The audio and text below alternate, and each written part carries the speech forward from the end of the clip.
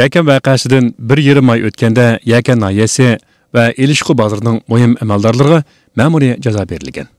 Ya'ni bir qismi vazifasidan ilib tashlangan, bir qismiga ogohlantirish berilgan edi.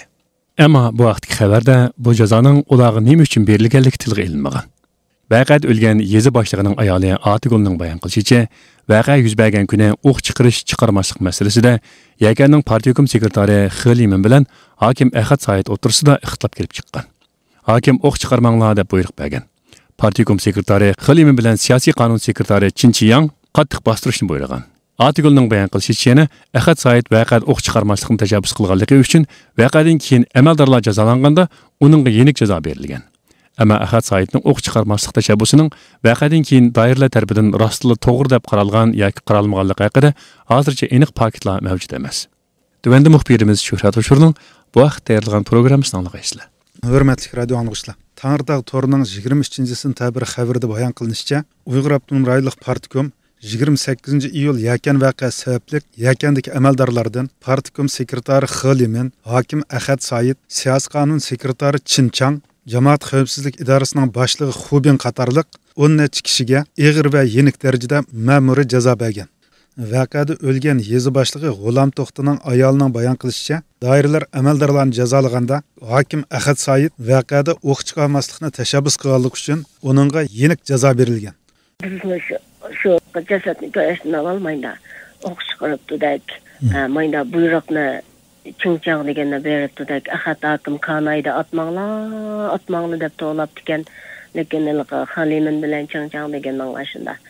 Mayda buyruq varmış degan gaplarni shu kechgacha angladi. Anqa shu soat 8 o'qanda shu. Aile tavarnat qilgan. Shu atmanglar deb o hokimniki atmanglar deb vaqirig'ini kimga deydi? Askarlarni atmanglar maya deb hokim to'satdi-dak. Ana Xalimin degan bilan Chinchang degani shu buyruqni berib ekan, shundan keyin anglashimiz yandan kim shu ashulni Xubiyada deb qo'yganchining jijonga shuni tatib o'qoqdan ilvi tutdi-da. Degan gapni angladim. Men shu ishga shu o'zim doktorxonaga chiqib chiqib doktorxonaga yo'qlab kelgandim. Mayda ishlar olandi. Hammasini bu yo'qoqdan ilvi tutdi. O'qoqdan ilvatgan bilan o'lgan odam tirilmaydi. Ishga bog'lashdim qoldi. Ya'ni Ahad hokim bilan billa buni harbiyni atmanglar, vujon o'q chiqarmanglar degan boshqalar bormiz-kan buningdan boshqa. Endi.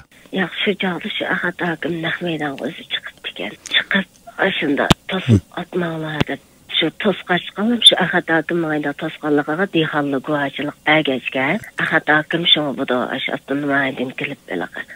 Shu yili keldi buda. Shu avval ilganda dehonlar shu hokim Kanayni qo'liga olib atmanglar degan shu hokimni saqlab qopdi. Qattiq ag'ahlantirish jazosi berib hokimni saqlab qopdi. Qolganini mayda menchi o'qoqdan ilmi tutdi degan gaplar olibdi deganni anladim. Men o mazgilda doktorxona dedim. Shu yo'qlar kelganlar mayda ishlar bo'lardi dedim.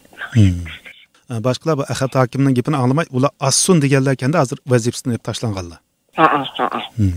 Ahad assun deganlik uchun atmanglar deb bu xanzuji demdikan, bu yer Uyg'urcha demdikandi.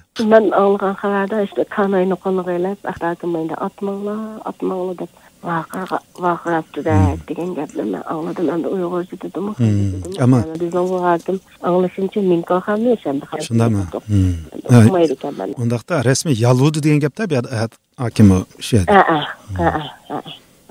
Lekin endi biz menda bu ashna bo'lmasligini umid qildik, lekin ashna bo'lib qoldi. Bu yerda Ahad hokim G'ulam To'xti bilan Abdug'anining shu yo'lga chiqqanligidan xabar bormikan? Bu nuqtani shu kuni. Keyin men anlaganda shu noyonchi dur tutashlam kechida uqtirish qilgan. Bütün yezi bazarlığı uqtirish qilgan 29 yezi bazarlığı uqtirish qilgan. Ammo endi mening shu G'ulamjon bilan Abdug'anijon to'g'ri berish uchun cho'qim ilish qo'llanadi. Endi ayonga o'tmagan uning o'qitdiki, shivaldiki yoki mayandiki yezi bazarlar endi u yo'lda olmagan ekan, hech qanday ish chiqmagan shu. Antash 13 adımimizni berib o'tanda Andan boshqasini qo'yib beramiz degan chaqda bular bu yerda shu telefon orqali so'zlashamdi, qarshi taraf bilan yoki qanday so'zlashadi? Saqchilar bilan yoki. Biz Alloga qaradi, Alloh shu 100 ming chiqilganda. Yani aşağıdaki Bunlar sözleştim o yakımız ağzak sözleştim onu eni uqmayım. bunu ikkisini o'ttirisiga ilib olgan gapda bular. O'ttirisiga ilib olgan. U yerda shu Ahad hokimi shu maydonda bor. Bu gapni anglab turayotgan shu. Atrafda harbiylar, Vujonning odamlari bor. O'lim qorshab turiblar. Shu yerda andin bu Vujonning o'q chiqargan chog'da Ahad o'q chiqarmanglar degani naq shu fursatga to'g'ri keldi. Undaqda shu Abdug'aniyning ishkisini ko'rag yo'lga vaqti. Ashta. Endi Ahad hokim shu yerda bu atmanglar degan chog'da, ya mana puhralar, bu o'zimizning odamlari buni atmanglar, kang qo'l muomala qilinglar deb degandimi? Yoki Abdug'aniy bilan G'ulam to'xtini tilg'ib turib, mana G'ulam to'xtuli, mana ikkisi buning qo'lda, ikkisining hayotlik uchun atmanglar degandimi? Sizning qo'lqanligi kelgani qanday? O to'g'riliq bizni eni uqmadi qanday. Hurmatli radio anglag'uchilar, agar yuqorida deyilgandek Ahad Said o'q chiqarmanglar deganlik uchun yengil jazolangan bo'lsa, Yakanda yuz bergan qonli qirg'inchilikni Xitoy hukumatı yang ichida e'tirof qilgan va javobgarlarni qisman bo'lsa-mu surishtirgan bo'ldi. Ammo Tangritog' to'rining Yakandagi amaldorlarni jazolaganligi haqidagi xabarda jazoning nima uchun berilganligi tilga olinmagan. Faqat xabarning oxirida Ilishqi bozoriga yangidan bozor boshliqligiga nomzod qilib bekitilgan sobiq xalq qurultiyi mudiri Roziniyazning voqeadan oldin ma'lumot berganligi va halqiliq payt ko'krak kirib o'ttirg'i chiqqanligi ma'lumlangan. Buningdan qaraganda, Yakanda jazolangan amaldorlarning voqeada qattiq qo'l bo'lganligi uchun emas, balki pasif va yumshoq qo'l bo'lganligi uchun jazolanganligi ehtimolga yaqin. Yana bu nuqtadan qaraganda, hokim Ahad Saidning mazkur tashabbusi uning jazolanishda yengillatish emas, balki og'irlatish rolini o'ynagan bo'lishi mumkin. Uning ustiga Ahad Saidning o'q chiqarmaslikni tashabbus qilganda qaysi maydonda tug'anligi, ya'ni Go'rodagi ikki amaldorning bexatarligini ko'zda tutgan yoki Uyg'urlarning hayotiy bexatarligini ko'zda tutganligi hozircha ma'lum emas.